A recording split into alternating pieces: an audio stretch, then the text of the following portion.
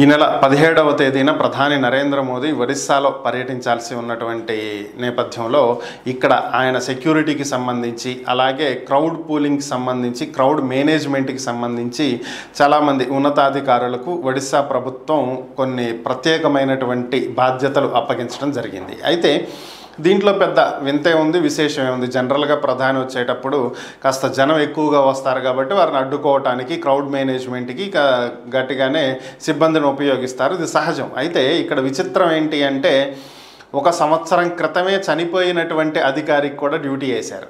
So ఇదే ఒక విచిత్రంగా మారినటువంటి పరిస్థితి. దీన్ని గమనించినటువంటి ప్రతిపక్ష నేతలు విమర్శలు చేసినటువంటి నేపథ్యంలో దీన్ని సరిదిద్దుకునేటువంటి ప్రయత్నం ఒడిస్సా ప్రభుత్వం చేసింది. గత ఏడాది అనారోగ్య కారణాలతో చనిపోయినటువంటి వ్యక్తి పేరుని ఈ ఏడాది రేపు 17వ తారీఖు జరగబోయేటువంటి ప్రధాని మీటింగ్కి సంబంధించి క్రౌడ్ మేనేజ్మెంట్ చేయాలి అని చెప్పి ఆయనకు డ్యూటీ వేయటం జరిగింది.